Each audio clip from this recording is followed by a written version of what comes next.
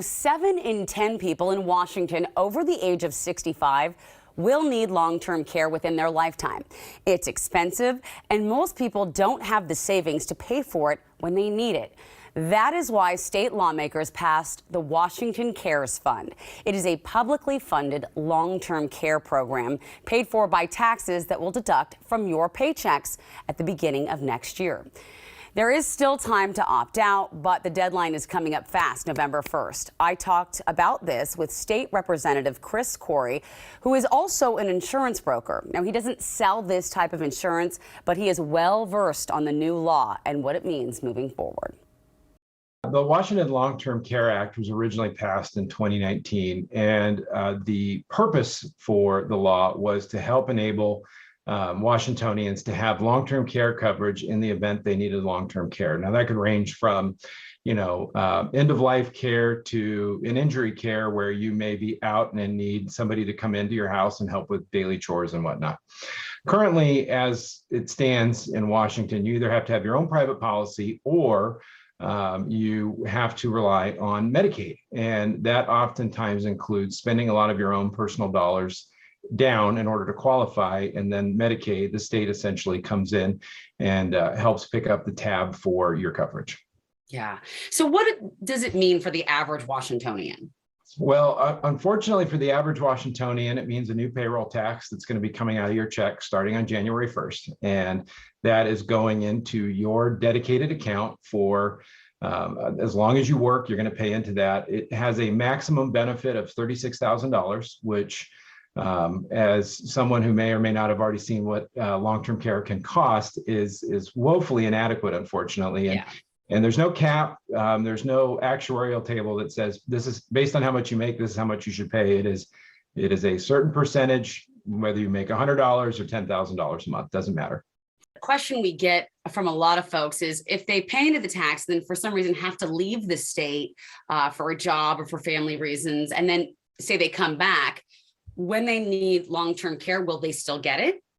So that really depends. The way the rules have been written, if you've worked for 10 years, that's the vesting period that you have to pay into in order to qualify. That's yours. So if you were to leave the state for any number of years and come back, you would still qualify. If you are in the middle of, say, you've worked for 5 years, your company transfers you to another state, as long as you come back within 5 years, you would be able to pick up where you left off. Now, if you're gone 5 years in one day, as far as the rules go, you have to start back over and you would lose anything you'd paid into that account.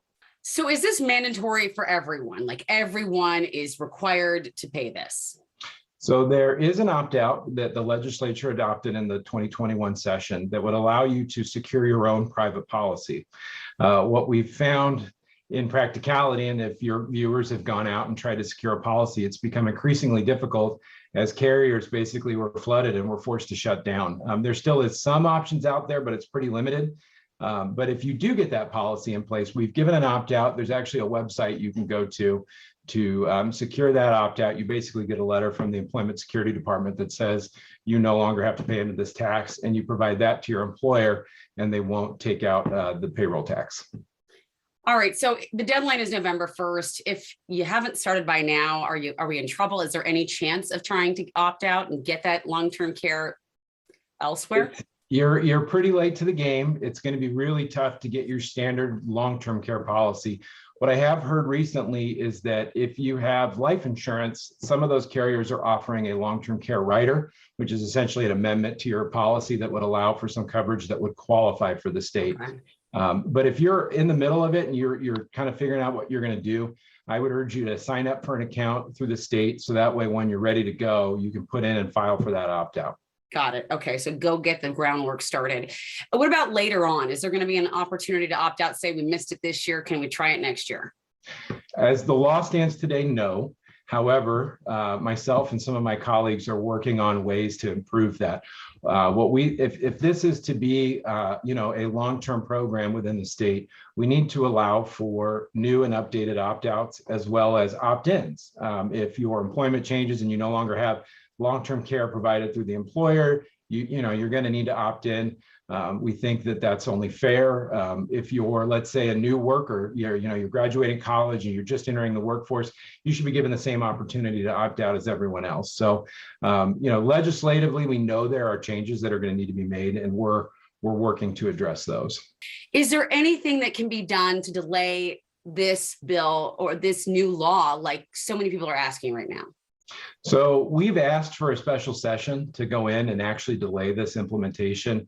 We haven't gotten confirmation on that yet. We're still hoping, but ideally we can fix this in the upcoming session in January of 22. There are other options for people. I've always told people, reach out to your legislators, talk to them and tell them why you want or don't want this policy.